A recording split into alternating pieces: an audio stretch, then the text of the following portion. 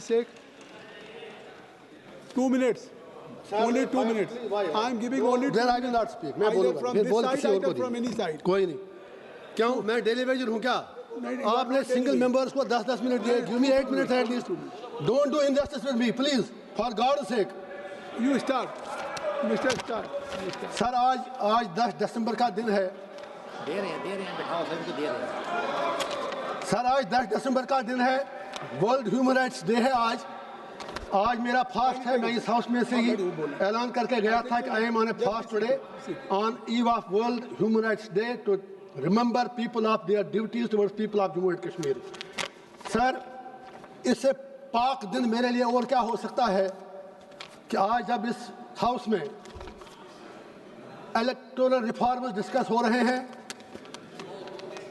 और मैं उस जम्मू कश्मीर से आया हूं जहां के लोगों ने मुझे जब यहां भी इलेक्टोरल बॉन्ड्स की बात चली करोड़ों की बात चली तो मुझे जेल में बिठाकर 10 रुपया खर्च किए बगैर 2 लाख से ज़्यादा वोटों से जिताकर पार्लियामेंट में भेज दिया।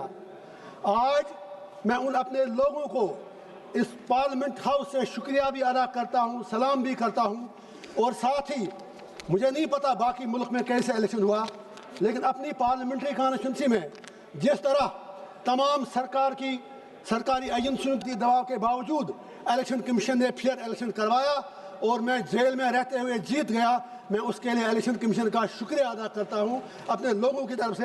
आप ताली मत बजाइए मुझे आपसे अब 2 बातें करनी है तो ये बात आ गई आपकी बात नहीं आप इनकी बात भी इंजीनियर साहब सर। आपने जिस तरह से अब बात करने दीजिए ना अपने सर। जज्बात की तर्जुमानी की शुक्रिया है, शुक्रिया शुक्रिया वो आपके पूरे वतन तक चली शुक्रिया अब नहीं शुक्रिया सर आप मुझे इनसे भी बात करें इनसे प्लीज आज खुदा के वास्ते मुझे आज 2-4 मिनट दीजिए इंशाल्लाह कंक्लूड बहुत ही इंपॉर्टेंट बात है बहुत ही इंपॉर्टेंट बात है।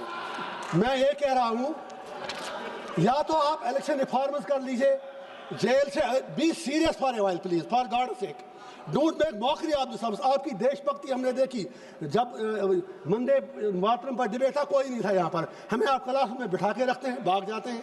तो मेरा ये पॉइंट है या तो एक ऐसा कानून लाइए आप कि आप जेल से किसी को लड़ने मत दीजिए या अगर लड़ना है कोई तो फिर उससे कम से कम दुनिया में फिर बात बाहर निकलती है कि आप उनसे फिर पैसा लेते हैं शायद ये चीज़ अच्छी बात नहीं है।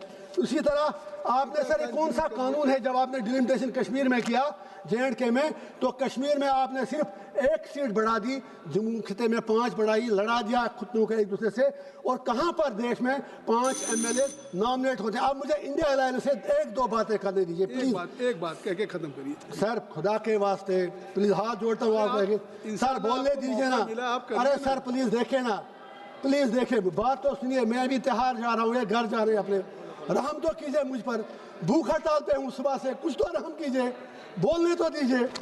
मैं पप्पू यादव जिनको मुझे उनका सम्मान है सर सुनिए ना प्लीज मैं वहाँ आऊँगा फिर मैं ये इंडिया अलायंस से बात करना चाहूँ आप फैसला कर दो।